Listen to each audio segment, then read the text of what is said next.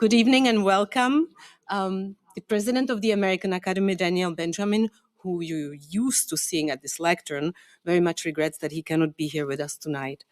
I certainly can't fill his shoes as the Academy's gracious host, but I'm grateful for your indulgence this evening.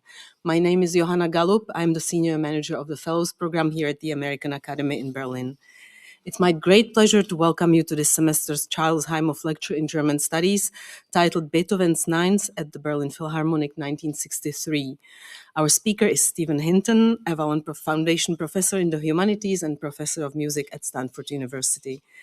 Before we begin, I would like to extend our sincere thanks to the Charles Heimhoff Foundation based in Switzerland for establishing this fellowship last fall to promote German culture and German studies. Thanks to the Foundation's remarkable generosity, the Academy is now able to support not just one, but 4 fellows every year as the Charles Heimhoff Fellows, including tonight's speaker, Stephen. We are also especially pleased to welcome Professor Wolfgang Rathert, who has kindly agreed to introduce Professor Hinton. Wolfgang Rathert is Professor of Historical Musicology at Ludwig-Maximilians-Universität in München. He studied historical musicology, philosophy, and modern history at the Freie Universität Berlin, where he completed his doctorate with a dissertation on the American composer Charles Ives. His research spans American music history, musical modernism, piano music, and performance history, and the cultural context of music in the 20th and 21st centuries. He has delivered guest lectures in institutions around the world, including Cornell, Harvard, the University of Illinois and Urbana-Champaign, and Seoul National University. Beyond his teaching and research, Professor Rathert also serves on important cultural boards, including the board of the Deutsches Musikarchiv of the German National Library. His new monograph on Herbert von Karajan, Herbert von Karajan Macht, Ohnmacht, Vermächtnis, will be published this April with Edition Text und Kritik, and I'm told it is already available to pre-order. If you would like to take out your phones now and click the pre-order button, please do so. I would also like to welcome one special guest who does not have a role in this evening, but is wonderful he could join us, Mr. Alexander Wedow. Mr. Wedow was a cellist at the Komische Oper until 1961, and after getting across the wall, he joined the Berlin Philharmonic Orchestra, where he played in the consecration concert in 1963, that is at the center of tonight's lecture. He's here in the first row.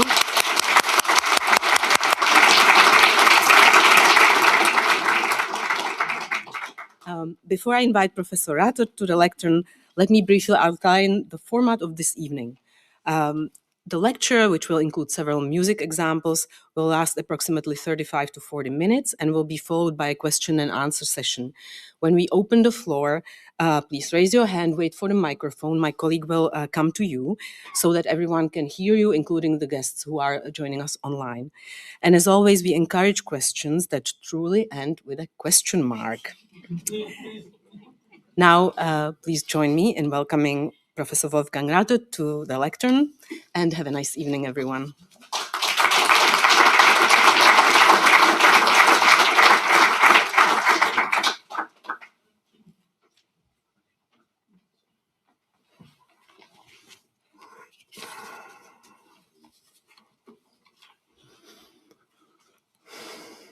Dear Mrs. Gallup, thank you very much for your kind words. Ladies and gentlemen, it's a great honor for me to moderate this evening's event at this special venue on a special topic and with a special speaker. And for this event, I even overcame my shyness to speak English. It is an honor all the greater for me because Stephen Hinton and I have been friends for 44 years. A friendship that began not far from here in Grunewald, at Roseneck to be precise. In 1982, the Institute of Musicology of the Freie Universität was located there in a venerable villa. I had started my study of musicology 2 years earlier, while Stephen continued his doctoral studies at the Technische Universität after having previously earned a master's degree in Birmingham. During a first stay in Berlin in the mid-1970s, Stephen had studied German literature and language at the Freie Universität, and many native speakers would envy him for his brilliant command of the German language. When Stephen entered the Roseneck Institute for the first time, he was certainly curious about the atmosphere that awaited him there. His mentor at the Technische Universität, Karl Dahlhaus, and Rudolf Stephan, Dahlhaus' counterpart at the Freie Universität, were considered antipodes in many regards, even though they had been fellow students. Stephen's gaze immediately fell on a sign in the Institute's library that read, "Quiet contemplation is superior to the clamor of the keys. Leises Lesen wird lautem Musizieren vorgezogen." Malicious minds might see this sentence as confirmation of the old suspicion that the greatest enemy of musicology is music. And indeed, musicology students at the tranquil Roseneck Institute might have felt strangely outdated in view of West Berlin's vibrant cultural and musical life, which explored every conceivable direction. Stephen had returned to this city, the shop window of the Free West, at just the right time, when cultural life was exploding in the last decade before the fall of the wall. His dissertation focused on a period of German music history that had become legendary, the fascinatingly rich and contradictory musical life of the Weimar Republic, which was shaped primarily in Berlin and by two composers, Paul Hindemith and Kurt Weill. Stephen was not the first Briton to be attracted by this period. The writer Christopher Isherwood recounted his experiences of the 4 wild years he spent in Berlin in his novel Goodbye to Berlin, which was the basis of the world-famous musical Cabaret. In the 1960s, English music critic David Drew accompanied Kurt Weill's widow Lotte Lenya in tracing the works Weill had to leave behind in Germany after his flight in 1933. Stephen was especially interested in so-called Gebrauchsmusik, an ambitious concept of musical practice in the Weimar Republic that was intended to give lay people active access to new music, and thus became a field of compositional activity in its own right. It was a fortunate coincidence that Stephen was able to draw on the impetus provided by German language musicology, which had finally taken up this topic. For example, through the launch of the complete edition of Paul Hindemith's works and the groundbreaking book on 20th century music by Hermann Danuser, who is sitting here in the audience, published in 1984. In his dissertation, Stephen demonstrated how this complex, multidisciplinary topic could be approached, methodologically and analytically precise, clear in structure and argumentation, and stylistically brilliant, all as detailed as necessary and as concise as possible. After completing his doctorate in Birmingham under Nigel Fortune, Stephen returned to Berlin once again, this time with a postdoctoral fellowship, and then working as Dahlhaus assistant on a variety of projects.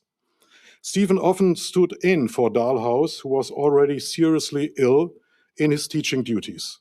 This allowed Stephen to put his pedagogical talent to good use at an early stage. The fruits of Stephen's second stay in Berlin became apparent immediately after the publication of his dissertation. In 1990, the year of German reunification, he and East Berlin scholar Jürgen Scheberer edited Weill's collected writings on music and music theater. Stephen's introduction to the Threepenny Opera appeared in the renowned Cambridge Opera Handbook series, and a year later he published 2 of Hindemith's major orchestral works of the 1920s for the Hindemith edition.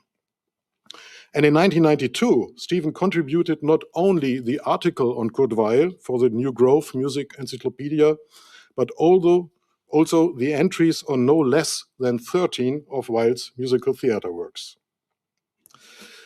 Karl Dahlhaus wanted to habilitate Stephen in Berlin, but this never came to pass due to Dahlhaus' tragic early death in 1989.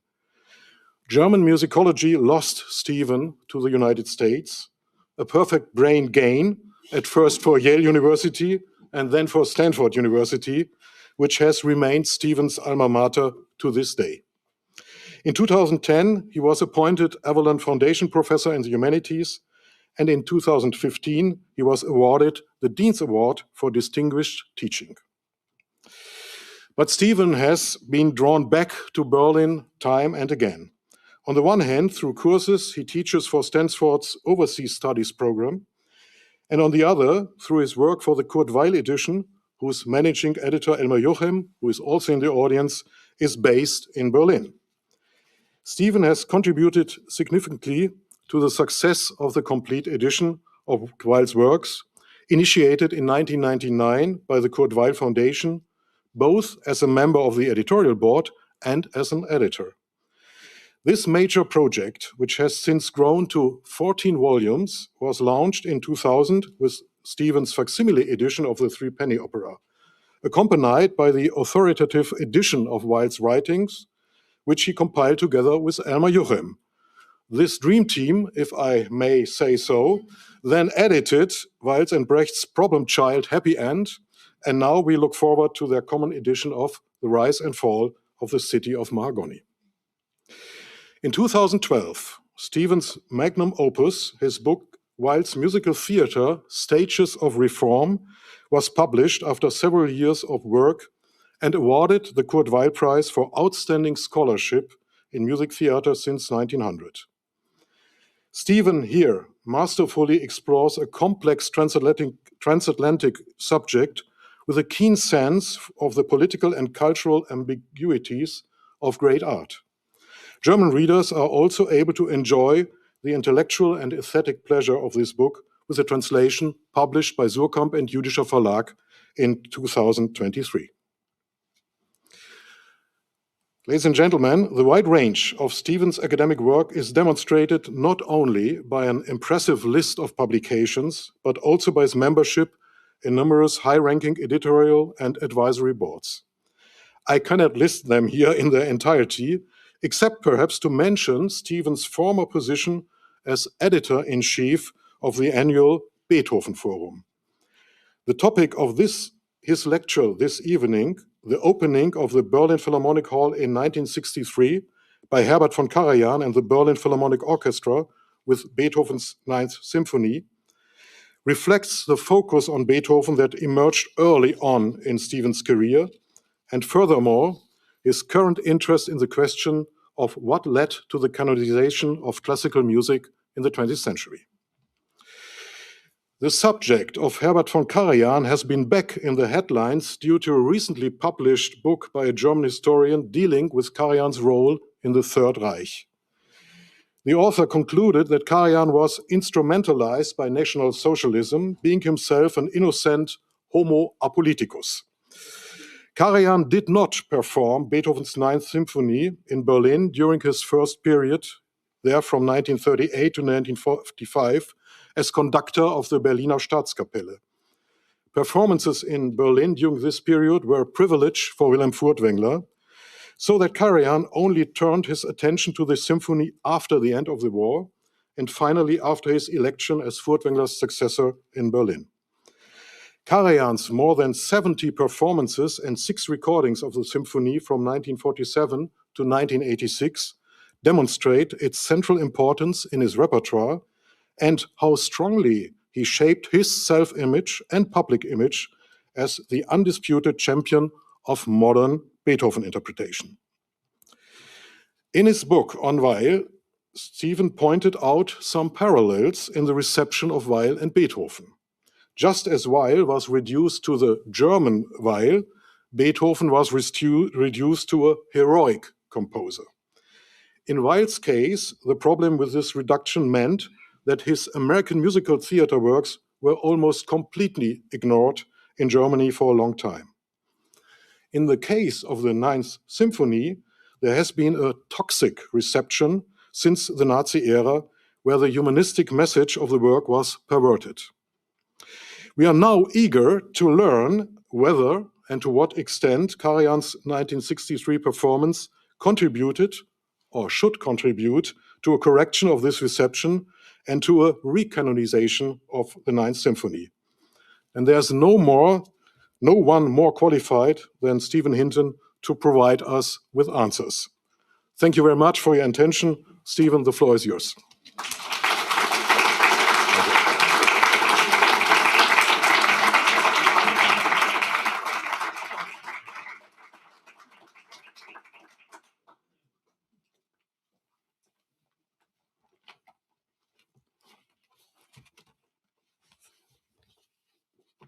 Thank you very much, Wolfgang, for your very generous and, dare I say, nostalgia-inducing introduction. And good evening, everyone. Let me begin with a few further thanks. I was tempted to begin with an anecdote about a radio station in the United States where they used to pride themselves on not being musicologists. They said, we're not musicologists, we are real people.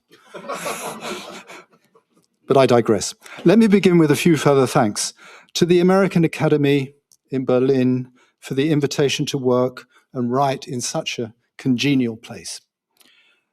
There is one thing the remarkable staff can't do, however, and that is slow time down. It seems to be flying by in direct proportion to how much fun we're having. To my fellows, for their collegiality, companionship, and inspiring brilliance. To all of you who have come this evening, many of you longtime Berlin friends, some of you new Berlin friends, and to those joining online, including Grace, my wife, who's enjoying her morning caffeine, 11s, at home in California. And there's one person I would also especially like to acknowledge, Alexander Vedo. We've heard about your presence there playing the cello in 1963. Ganz herzlichen Dank, Herr Vedo. It's really a great honor to have you here. Thank you.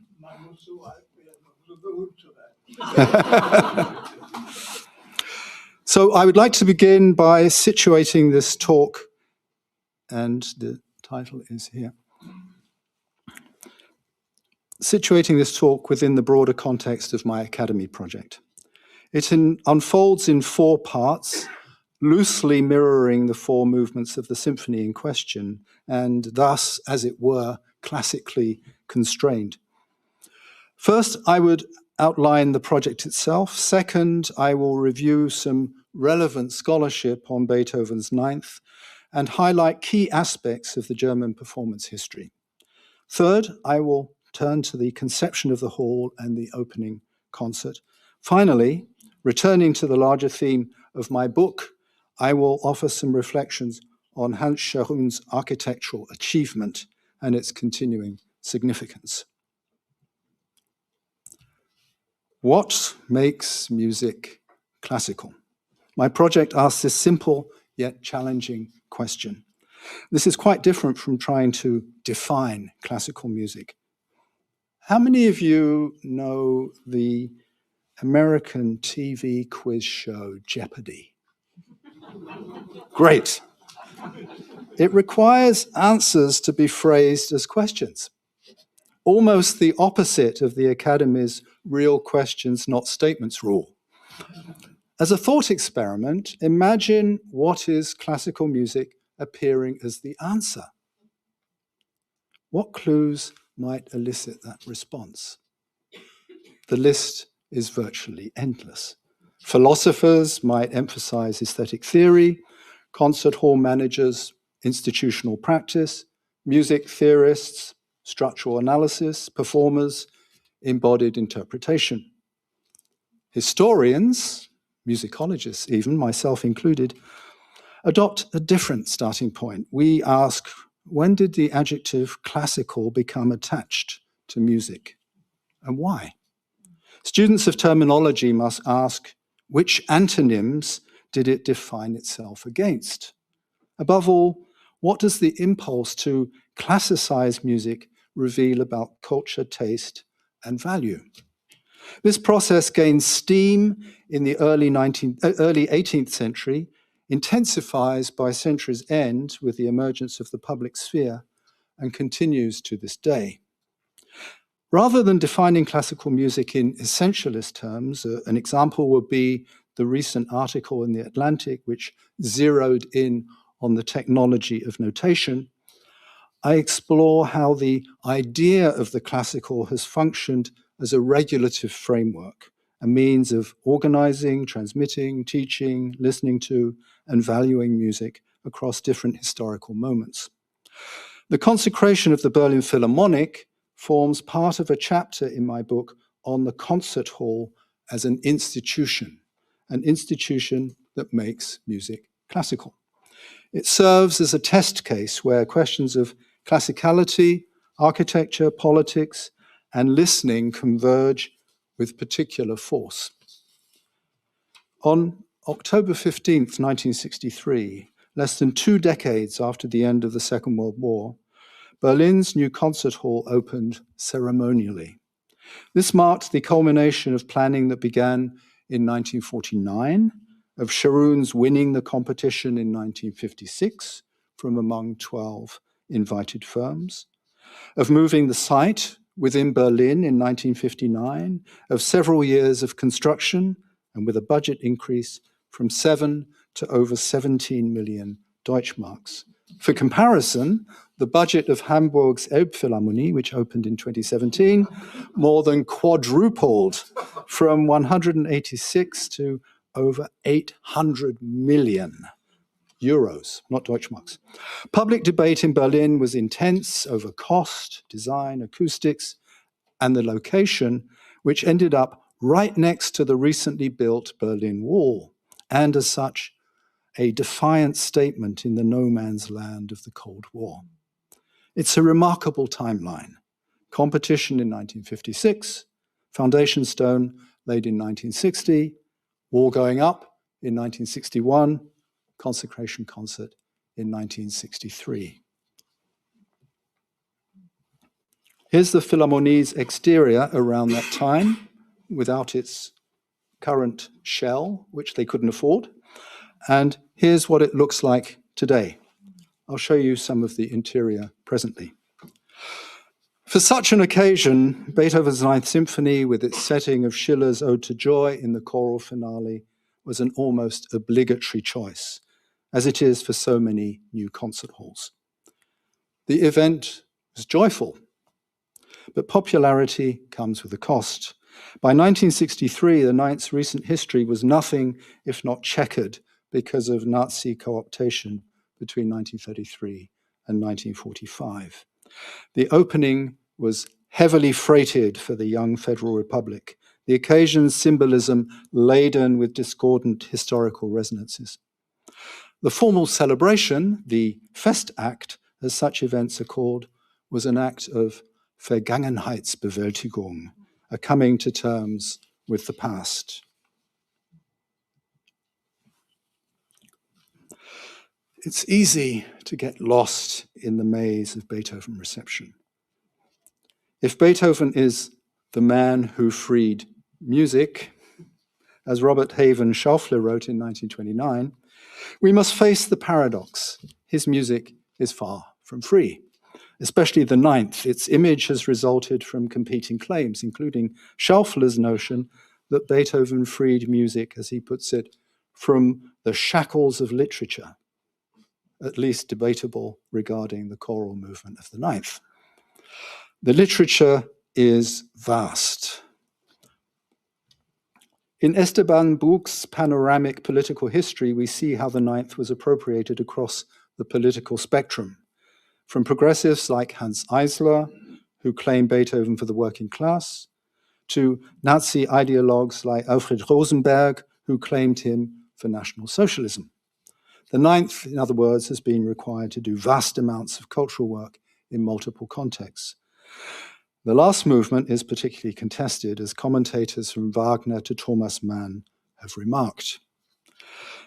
New political issues arise when the Ode to Joy is detached from the symphony. Buch emphasizes the work's European versus its exclusively German identity, something reified by Karajan's wordless versions of the music from 1972 and reinforced whenever they are performed as the anthem of the EU. Thus detached, the wordless tune has little in common with the symphony's aesthetics. These include, as an interpretive crux, the extravagantly ornamented recitative, O Freunde, nicht diese Töne, not part of Schiller's poem. In English, O friends, not these tones, let us strike up instead more pleasant and more joyful ones. This kind of metrically free, mood-changing vocal intervention would conventionally precede an aria in a dramatic opera. Underscoring the moral urgency of the moment in 1963, the baritone, Otto Wiener, rejected these tones, diese Töne, with a snarling emphasis that may well have been heard as a reference not just to the immediately preceding music, but beyond the bounds of the symphony and its contested meanings, to the whole preceding epoch. Let me play this moment for you, and you will notice in particular when it says angenehm and when it says joyful, angenehmere, more pleasant and more joyful tones. This is word painting. We're getting a kind of sonic bath from the composer, word painting with a very broad brushstroke. Otto Wiener.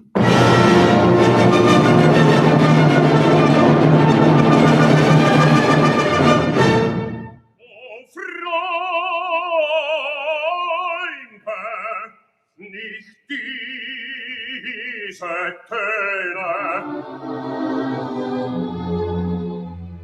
sondern lasst uns angenehmere anstimmen und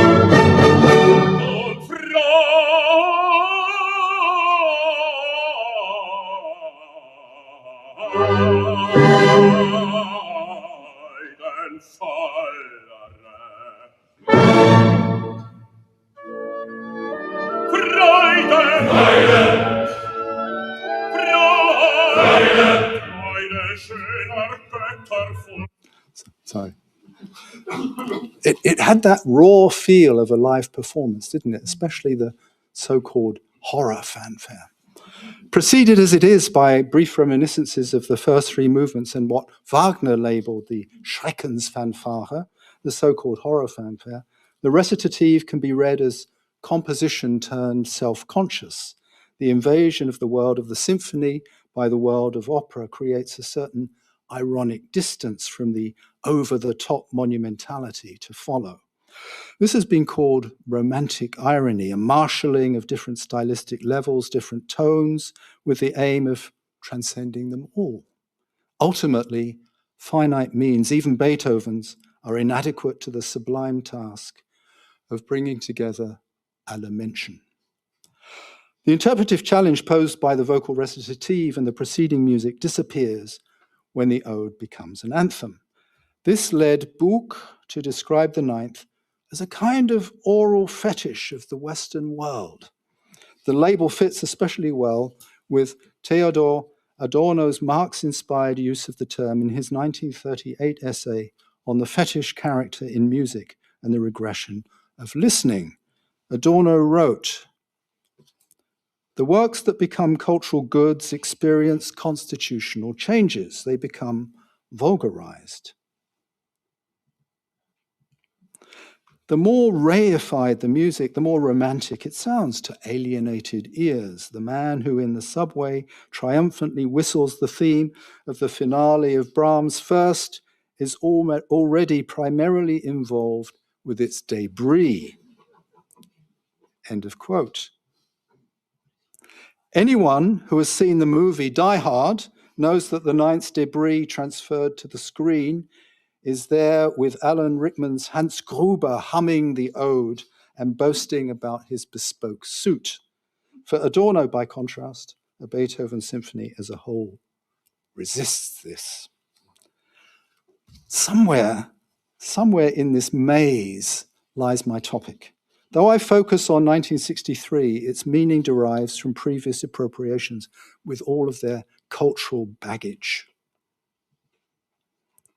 The old Philharmonie, with all of that classical language, was destroyed by Allied bombs in 1944.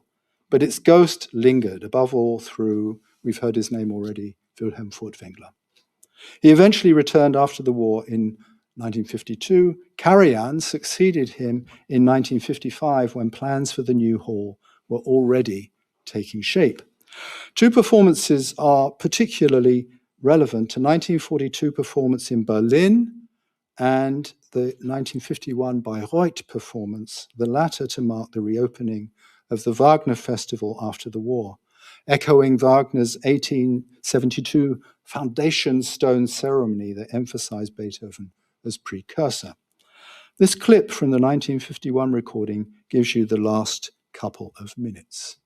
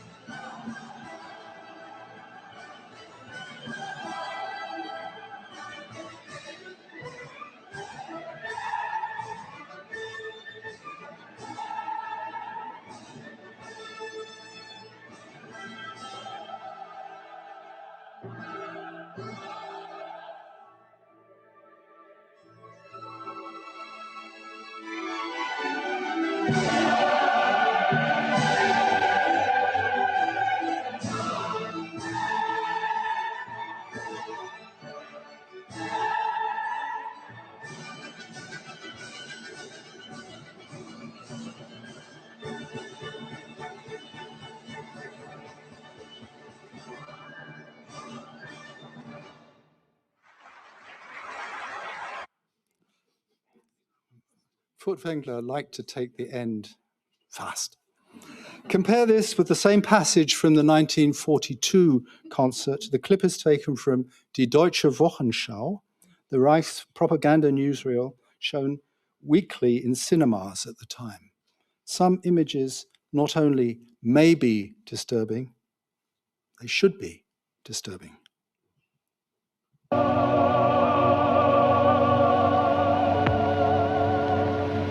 With the old Philharmonic.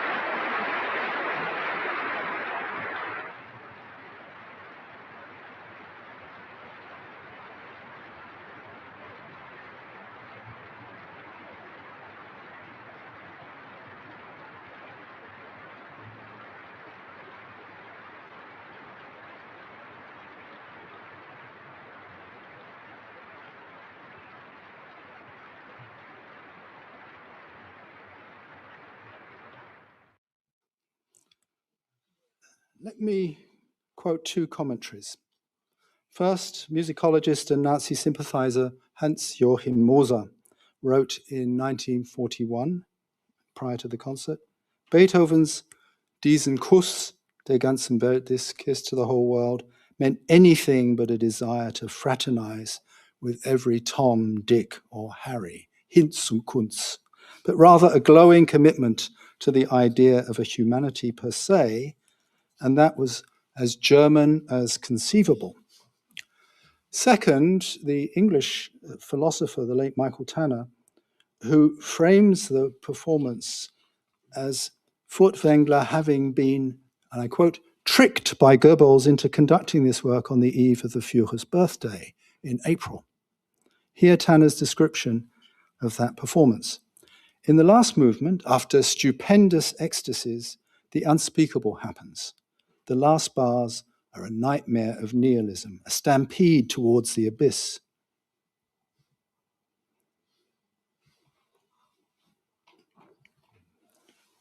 As if Furtwängler is doing what Thomas Mann's fictional composer says he will do in Dr. Faustus, take back the Ninth Symphony. Furtwängler does the unthinkable and revokes the work by the way he plays its own ending. Walter Benjamin said that every document of civilization is also a document of barbarism. Never has that been more true than in this terrifying account. And by the way, one of the antonyms of classical in the 18th century was barbaric. Is this apologetic interpretation persuasive? There are limits to differentiating the two performances except via historical context. The conductor may demonstrate distance from the occasion in appearing to recoil at the very end from Goebbels' handshake, but it's uncertain his performance does the same vis-a-vis the work. Is he taking back the ninth, or emphasizing what Nietzsche celebrated in his fragment on music and words? The individual in a state of Dionysian excitement has no listeners, Nietzsche wrote. The music blinds us totally to images and words, and we simply do not hear anything of Schiller's poem. Freedom from literature, perhaps after all.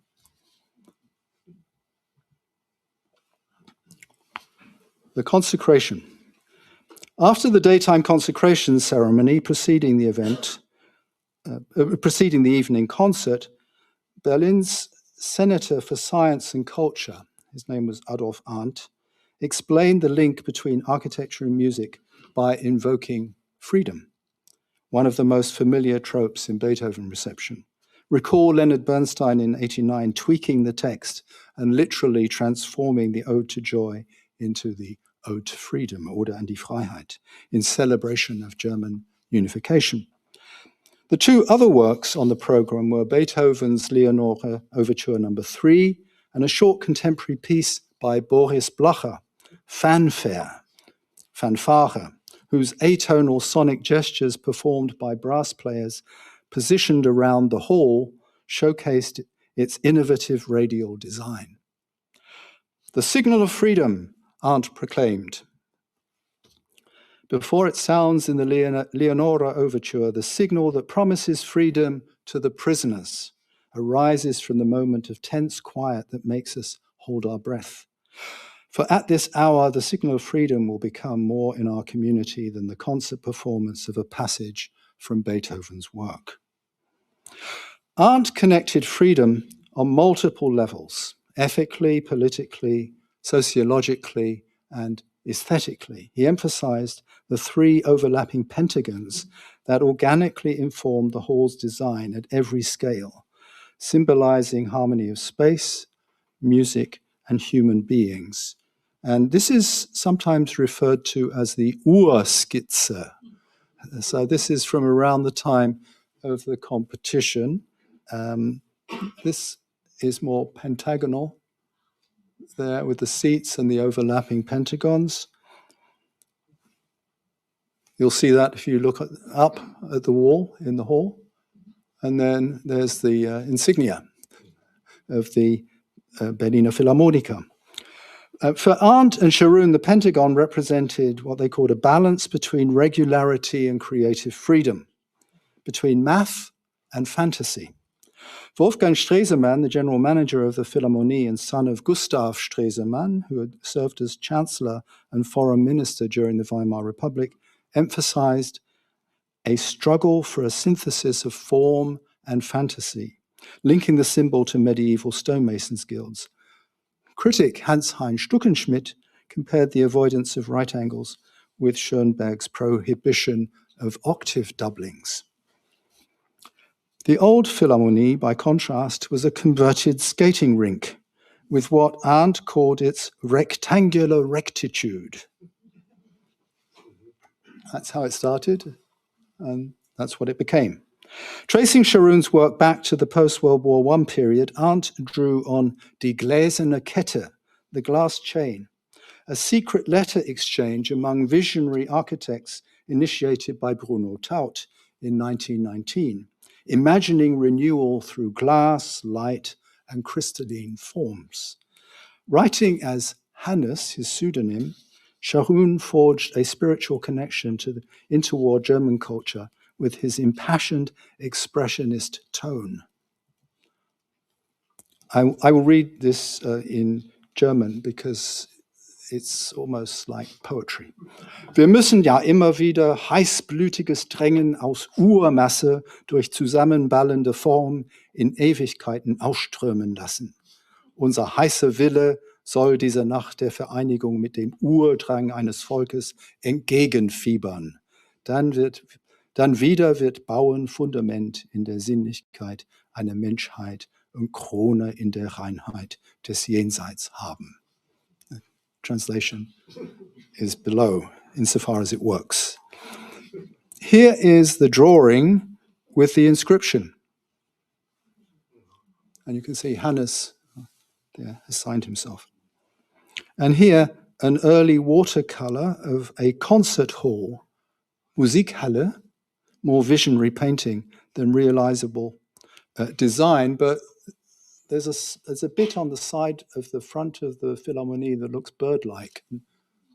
There's a kind of motif developing there.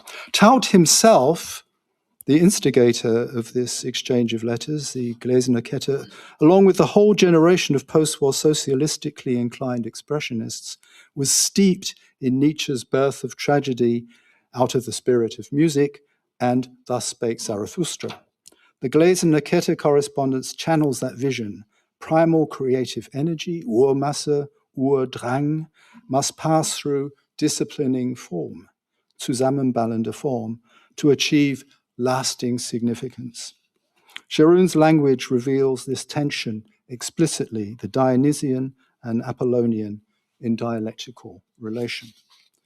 The freedom trope countered not only the Nazi period, Arndt's brown pest and hell, as he put it, but also the Berlin Wall. This building, Mayor Willy Brandt declared, is built facing the fellow citizens in the other half of the city. And this will prove correct more than ever when the wall no longer exists. The venerable theatre critic Friedrich Luft, speaking on his regular broadcast Stimme der Kritik on RIAS 2, the radio channel in the American sector, echoed this vision.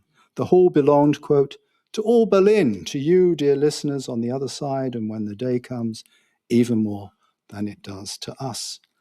Both Brandt and Luft carefully maintain the rhetoric of underlying unity, fellow citizens, all Berlin, even as they acknowledged the physical division. Scharoun addressed the assembly in a speech titled Music at the Center, Musik im Mittelpunkt, emphasizing how the building is designed from its center, the musician's stage, outward. The construction follows the image of a landscape, the architect explained. The auditorium is conceived as a valley, and there at its floor, the orchestra resides, surrounded by the rising terraces of a vineyard. With nature imagery, Scharoun compared the terrace seating to rows of vines, hence vineyard style, the term describing this concert hall architecture that he made famous and which many have emulated, including Frank Gehry's Disney Concert Hall in LA, Stanford's Bing Concert Hall, 2013. Yes, we went vineyard as well, although we have our own vineyards, many of them. There. And most recently, the Elbe Philharmonie, the expensive one, among others.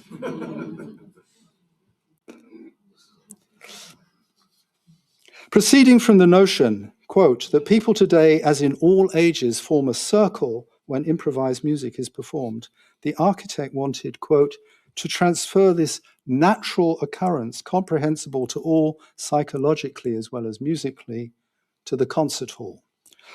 Within the metaphorical natural idyll, the orchestra and conductor, quote, completely enveloped by their audience, he envisaged a place where, quote, there is no opposition of producers and consumers. Rather, a community of listeners is grouped in a dynamic way and on various levels around the orchestra. Even if the music itself was not being improvised, as it might be in a jazz concert, a crucial qualification for sure, the architect created a space for dynamic events bringing people together, with music as the central focus. The foyers themselves, with their flowing asymmetries and rhythms, extend this principle.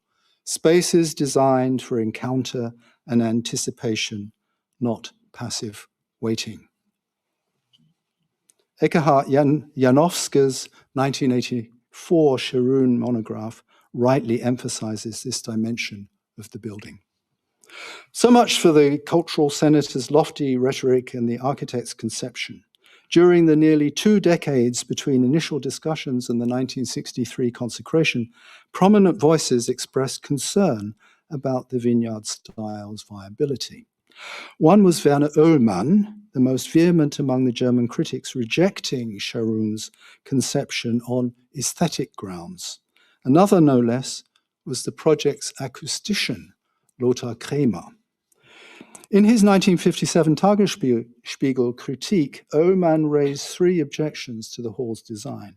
Practically, he feared a loss of acoustic balance. Aesthetically, he demanded an invisible wall between audience and art, arguing that Beethoven's Ninth requires a human vis-a-vis rather than the circular dispersion of modern music. Finally, he warned against a sociological slide from sacred dignity to an arena show, where the conductor becomes a mere showman in the midst of the crowd. Previewing the consecration concert, Der Spiegel reported that Karajan had no such misgivings. Berliners, the reporter continued, had begun to refer to the hall irreverently as Circus Karajani, an allusion to the building's exterior, which Scharoun himself had likened to a tent, and a rhyme on the name of a real circus, Circus Sarasani. The hall's acoustician, Lothar Krämer, remained skeptical. Writing in the Deutsche Bauzeitung in 1965, he admitted that he had advised the architect against the central orchestra, noting that Scharoun was, quote, chiefly concerned with creating a unity rather than dividing space into active and passive zones. For acoustic reasons, Krämer favored the traditional shoebox design, the very model Oehlmann preferred for aesthetic reasons.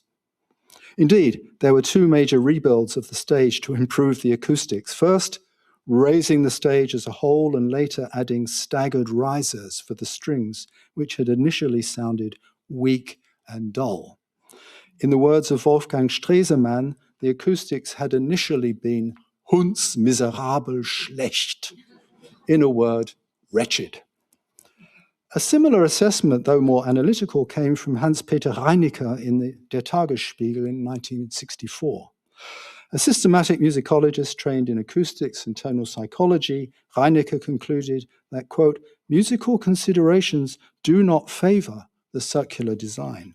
The acoustic environment could make a unified orchestra sound rhythmically out of sync, timpani and strings reaching the listener's ear at different moments, producing perceptual disorder even when the ensemble played with perfect precision. Yet for Scharoun, as Kramer reported, the priority was gesellschaftsbildend, a socially formative architecture rooted in the concept of Bildung. This understanding of music mirrors the pre-war theories of Paul Becker, who used the very same adjective to describe the community-forming power of Beethoven's Ninth. By placing the orchestra at the center, Scharoun was physically realizing Becker's vision of a concert hall built around a democratic community ideal. Already in 1916, Becker had written, "The concert hall should be the expansion of church and community center in the modern era, informing the architectural design. The orchestra must form, like the sanctuary of the church, the center and goal of the whole structure." In vineyard-style concert halls, the chorus in the ninth final movement, the producers literally take the place of audience members, the consumers, seated behind the orchestra. Senator Arndt emphasized this in his consecration speech. Here, democracy was at work. As client and builder, if we had not been serious in deciding that our nation was resolved to create a new order for itself, this building would not have been conceived and completed in the way it has been, embodying the element of freedom and the desire that people should be at its center. All of this rhetoric about freedom, community, and musical space had been present throughout the project. While working in the archives of the Akademie der Künste, I came across Scharoun's draft speech for the laying of the foundation stone on September 16, 1960, a remarkable document that distills his thinking with unusual clarity. Scharoun writes, "This place where the foundation stone is laid is not determined primarily by technical considerations. It is defined in relation to space. Above it, the conductor will one day stand. The position of the foundation stone and the main spatial axis coincide in their relation to the overall structure. In this sense, I believe that this place will remain in the memory of all who are gathered here today." The foundation stone formed the center of the center, a literal and symbolic anchor of the overall conception, like the conductor's downbeat or the opening notes of a musical composition, setting everything that follows in motion. Final movement. Frozen music, musical architecture. Architecture, according to Schelling's much-quoted definition, is frozen or petrified music, erstarrte Musik. It seems fitting, then, that buildings for music might possess musical quality. Laying speech, Scharoun continued. "From this follow my hopes for the building, the unity of space and music. The building itself should resemble music, and the human being who will gather here in freedom to form a community should, in the same way, be space-forming, just as the building itself is." A Nietzsche paraphrase suggests itself: the birth of modern concert hall architecture out of the spirit of music. What is striking here is the extent to which Scharoun conceives the building not as a neutral container for music, but as an active participant in musical and social life. Space, sound, and human presence are imagined as structurally equivalent. Architecture is not merely in the service of music, it is meant to become musical. And listening, in turn, is conceived as a spatial and civic act. This vision helps explain both the ambition and the vulnerability of the Philharmonie project. If the building itself is meant to resemble music, and if listeners are meant to be space-forming, then much depends on how these ideals are realized in practice, acoustically, socially, and institutionally. The question is not only whether such a space can embody freedom, but how freedom is distributed, mediated, and constrained within it. It is at this point that Scharoun's utopian conception encounters the realities of hierarchy, acoustics, and cultural authority. a tension that brings us to the opening concert itself and to the unresolved contradictions that continue to shape the hall's meaning. The idea of music at the center, an organic architecture that designs spaces from the inside out and the foundation stone up, has had a long afterlife. We find it most recently in the posthumous assessments of Frank Gehry, who died on December 5th, 2025.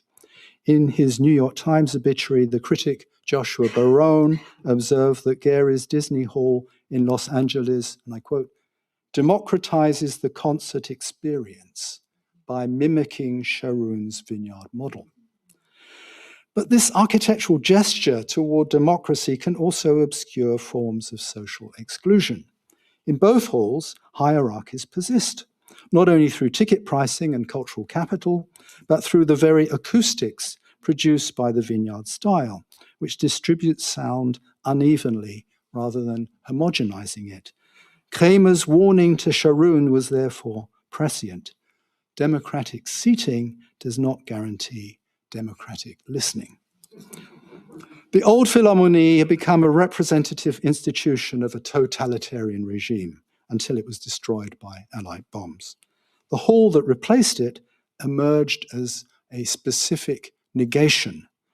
Architecturally, culturally, and politically, its site was itself symbolic. It stands on the very ground where Albert Speer had planned his monumental Welthauptstadt Germania. Seen in this context, together with the Kulturforum as a whole, Scharoun's Philharmonie becomes more than a music building. It becomes a site of architectural exorcism. Here is Hans Ullmann's winged sculpture on the Philharmonie's roof entitled Phoenix, symbolically rising from the ashes of the Nazi past. This exorcism was not merely a matter of urban planning or sculptural ornament. It was a confrontation with the very nature of the aesthetic impulse. If Scharoun's idyll of the vineyard was to succeed where Speer's monumentality failed, it had to find a way to honor the spontaneous collective energy of the musical experience without allowing it to harden into a new form of totalizing control. This tension between the unmediated power of sound and the structural order required to make it legible and intelligible lies at the heart of understanding the classical. To find a vocabulary for this conflict, I return to the philosopher who influenced Taut in his circle and who diagnosed the existential friction behind artistic creation with a much invoked and paraphrased binarism. In The Birth of Tragedy, Nietzsche drew a distinction between music and the figurative arts. The latter he deemed essentially Apollonian. Music, he argued, has an inherently greater affinity for the Dionysian. In the Greek world, Nietzsche wrote, there existed a tremendous opposition between the Apollonian art of sculpture and the non-imagistic Dionysian art of music. Hence his comments about the chorus in the ninth I quoted earlier. In Nietzschean terms, Scharoun's Dionysian vision of community, expressionistically voiced in Hannes's Gläserne Kette letters, was disciplined architecturally by Apollonian rationality. The Philharmonie does not resolve these tensions, it holds them in suspension. We can observe this dynamic across four overlapping strands. One, 1920s expressionism, fluid, organic forms, and utopian aspirations. Two, Becker's gesellschaftsbildend ideal, music as a force for shaping community. Three, post-war rationality, the pentagonal system and measurable control. And three, Vergangenheitsbewältigung, an architectural reckoning with the catastrophes of the 30s and 40s. These strands illustrate how classical music and its architectural spaces reflect the ongoing negotiation between Dionysian immediacy and Apollonian order. What makes music classical? The central question of my book can be seen as an attempt to contain that immediacy and intensity without extinguishing them entirely. The performance of Beethoven's Ninth in 1963 was a wager on whether listening could still be gesellschaftsbildend or whether the institution would now speak in its place. Scharoun's achievement leaves this question unresolved. The hall requires each new generation of listeners. In this sense, the Philharmonie stands as a fitting emblem of the music we call classical. Not a solved problem, but an ongoing project, one that demands our critical engagement as listeners.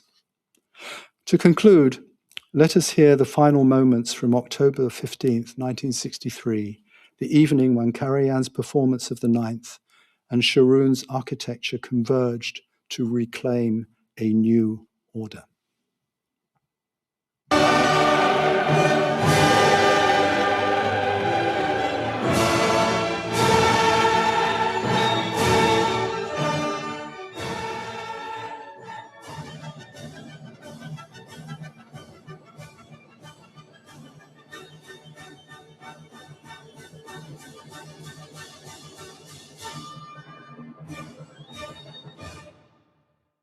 Thank you.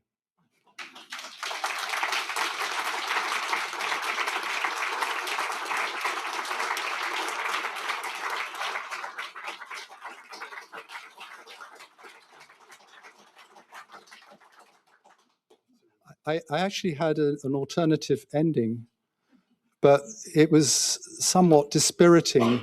So I thought the uplift of the end of the symphony would work better. But maybe to spark a discussion, I could just read you my little alternative ending. It says, and so the symphony ends. The not-so-classical container remains, scheduled to be closed for renovation in 2032. And the project continues. The orchestra will decamp temporarily to a hangar at Tempelhof Airport, of all places. The Phoenix's work is not done. Thank you.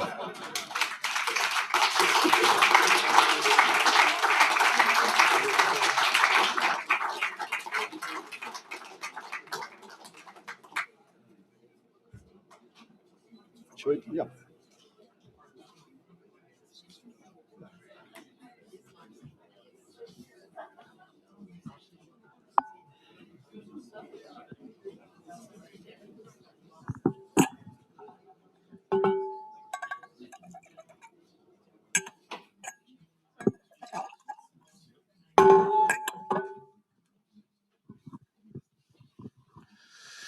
Yes, thank you very much, Stephen, for this wonderful, insightful talk. And I'm sure there will be many questions here in the audience. I've been told that we have around 15 minutes for the talk. So I would suggest that we just start with questions. Who wants to ask the first question? Christopher Reynolds, please. I think you get a mic. Yeah, it's coming. The mic's coming down. Stephen, that was a spectacular paper, and I am so glad we were able to be present for it. I'm so glad you were. You've mentioned a few words that in a different talk would fit quite nicely together.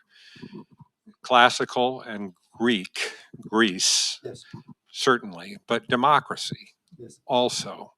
And the timeline that you're dealing with, going back to the beginning of the 18th century, is also a timeline that privileges developments in democracy. So I'm wondering, is your concept of classical music and the premise of a democratic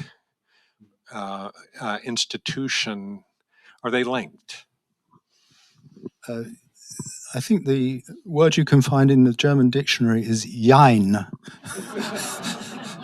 Yes and no. There are multiple threads to the story, and I think the classical has, as it were, all kinds of bedfellows. And when the classical is invoked in the 18th century, it's often as a way of categorizing ancient music, as it was called, the Academy of Ancient Music, or as Bernie said, music in posterior times. And so there was the contemporary music and there was the ancient music. In order for music to be classical, you basically had to be dead. And the first classical composer in England who really made a splash was George Frederick Handel. And there were these Handel festivities. And this coincides, this development of celebrating dead composers, with the evolution of the public sphere, which has a democratic flavor to it. It's, there's this fantastic situation where Haydn comes from Esterhazy to London and experiences a completely different musical culture and becomes something of a free agent. But it's a very, very long story. But then one of the more pernicious bedfellows is the way in which classical is used as an expression of power. And so there's this binary of classical music and the classical and the barbaric, and that comes through in Bernie as well. So the way that I've formulated it in my book is to see the classical as being something that contains. And it can contain for the better and it can contain for the worse. The whole thing about musical notation, that's a way of containing music. And in that sense, I can see why people like Okan in the Atlantic and Richard Taruskin in his music history go all the way back to the invention of notation as being a way of music being contained. And they say, well, this is classical music as well. But there are so many other aspects of this. I am probably inspired in particular by what was happening in the early 1920s, because people were looking back at what Besseler called the happy self-evidence of a closed tradition, and that for him was something that was classical, and he was trying to find ways of grasping things that weren't that. Politically, then, it's yes and it's no. I'm particularly interested in the institutional way that classical music has developed, because, as you know as well as anybody in this room, the classicizing of music in music theory is an incredibly limiting containment and incredibly exclusive as well, and therefore not particularly democratic. It's something that happens within the walls of a music department, and we get back to Wolfgang's opening line about music being like Victorian children that should be seen and not heard. And then I'm very interested in the whole business of what's called neoclassicism, where there's this evident crisis around this time, and classicism is used as a way of trying to impose some kind of order on a musical culture that's, well, in Schoenberg, for example, where he writes a piece of music called Erwartung, where it's 30 minutes of horror represented in one, a second of horror represented in 30 minutes. So that's another aspect of the classical that is part of my story. I can't give you a straight answer precisely because there are so many nuances. And what I'm trying to do is to invite people to play the Jeopardy game, what makes music classical, and provide ways of thinking about this topic. Okay, thank you. Next question. Here, please.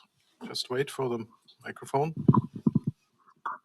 Thank you so much for that. It was really wonderful.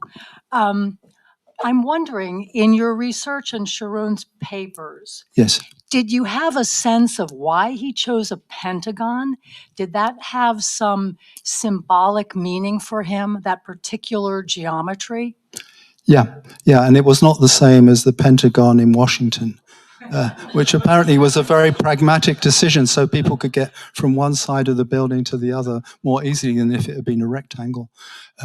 Well, I touched on that a little bit, that it has to do with a shape that it isn't rectangular, so it was a specific negation of rectangular building, but it was still a shape that represented something that was controlled. It was a motif throughout the building, like you get in Frank Lloyd Wright, with these various motifs. There's an organic architecture, but organicism in this case is a strange thing, because he also wanted this kind of freedom as well. And so he said it's trying to achieve a balance between math and fantasy.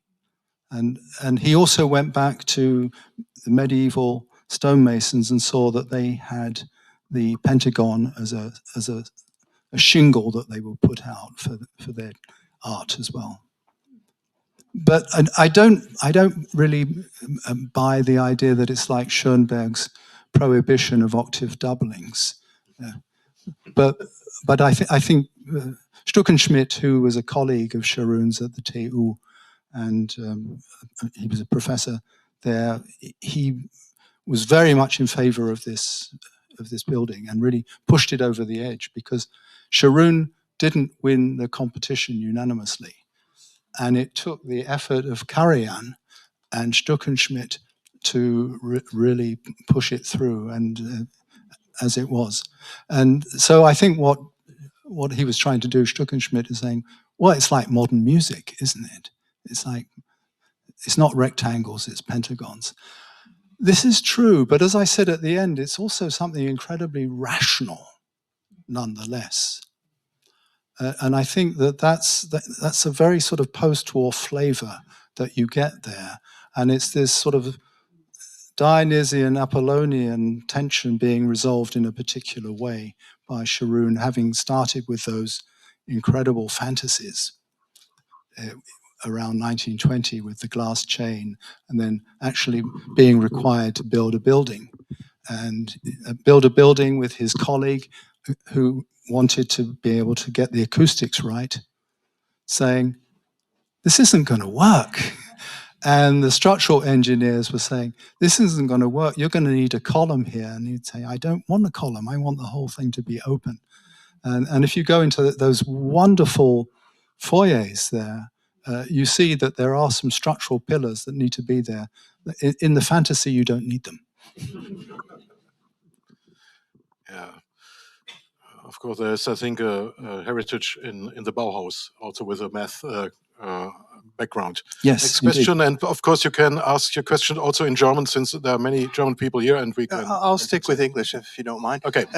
No, I couldn't see if you're German or English person. The official language at the American Academy is Denglish. Yeah, well, I can do that. That sounds good.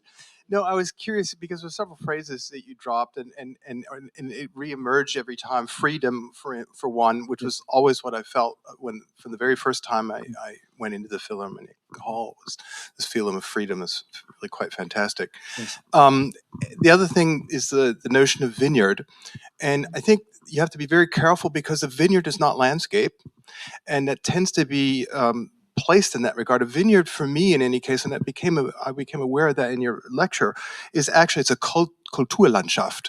It's a geometrization of landscape, and I think that's quite an interesting concept that's going on of a cultivated landscape.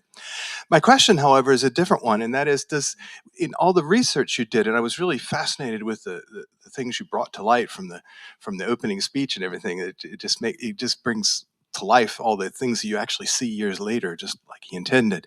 But there was the movement in the 1920s from Piscator, Yes. to change away from the Guckkastentheater, to bring the stage more to the middle. And you might be aware of the design from Walter Gropius that actually it revolves and can be in different positions. And the one position that's the most common is the position that Scharoun basically has. Now, not with the pentagon language. And I was curious, is there any reference to this? Because it has something of a, you said yourself, of a circus tent or a carnival, or in a sense a theatric as well. Is there any relationship to Piscator? You just mentioned that also with the Bauhaus movement, perhaps there. That was what I was interested in. Yeah, there were certainly exchanges going on, and Piscator is often mentioned in these connections as well. Gropius was himself a member of the Goldene Kette, the Gläserne Kette as well. Yeah, so these people were exchanging ideas a lot. I completely agree with you about the vineyard. It is very structured in its way, but I think what he really was trying to do was to come up with a nature metaphor to describe what he was doing, and he was also really pushing this idea about the natural formation for making music in a circle. And he got some pushback on this one as well, because originally he wanted the stage right in the middle. And they said, acoustically, this is going to be really hard. And acoustically, it was even hard after they pushed the stage back a bit. And the stage was too low to begin with. And so that meant that you couldn't hear the strings. And you couldn't hear the strings in the recording, but that might have been the the quality of the recording from the time. But apparently the strings were really, really weak. So they raised the stage up. That certainly helped with the violin, the whole string section being higher. What then happened was that Karajan, as was his wont, wanted to make movies. And so they had these risers, which were much nicer for making movies, and they called it the Filmpodest, or the Karajan Podest as well. So this certainly helped as well. They started putting bafflers in. I don't know a single concert hall where they haven't done some tweaking, and in some cases quite a lot of tweaking, even though nowadays engineers make computer models. And I think they're boasting at the Berlin Philharmonie that it's all fine. Have they done any adjustments there yet? Well, it doesn't. So I experience this on a regular basis, and I'm at the Stamford Hall, which looks beautiful, 842 seats, and I am doing on a regular basis what Hans-Peter Reinecke did in order to write that article, which is that he went to lots of different concerts sitting in different places, and he got a different show acoustically every time. And I certainly get that in the big concert hall. I've got a favorite place where the blending's pretty good. If you get too near to the front, you can hear the strings. If you sit to the side, on the wrong side, you get a horn concerto. Yeah, so it's not homogeneous. We are unfortunately running out of time. There's only one last question possible. Who wants to ask the last question? Again, Professor Reynolds? Well, unless someone else... Please wait for the microphone. I'm happy to yield this question to someone else, but Stephen, classical and barbaric, Yes. That antipode. Yes. You didn't mention A Clockwork Orange, which... I do in the book. Oh, good. Yeah. Well, then I can just say, what do you say? But let me phrase it a little bit differently. Don't they need each other? I mean, the reason why the power of Beethoven's Ninth in A Clockwork Orange is there, why it works, is because the Ninth is still classical. Yes. Yeah. There's that remarkable scene where Malcolm McDowell figure is getting the Ludovico treatment. No prizes for guessing who Ludovico is here. And he's complaining that they're using Beethoven's music for all kinds of reasons. And they're trying to wean him off the violence by showing him scenes of violence. And there's one shot in particular with the Walter Carlos Turkish march from the last movement, and with the scenes of Nazi parades and all of this classical architecture. And he says, "Stop it, it's a sin, it's a sin. Beethoven was just a composer." And I think that it's an absolutely brilliant scene if you can stand somebody having their eyes open very wide to see all these images on the screen, because Beethoven is all kinds of things, and there's that reception. So that's what I tried to capture, very inadequately given the time constraints, in the second section of my paper, that Beethoven has been co-opted and there's so much violence in there. And I don't know about you, there was something really chilling about that handshake with Goebbels, where Furtwängler was sort of trying to pull himself away. And that's an incredible metaphor for what has happened with that whole history about the co-optation of the Ninth Symphony and its association with violence. And you even see it in the Deutsche Wochenschau, of course, because you've got all these wounded soldiers. Maybe we should just leave it with that rather disturbing metaphor.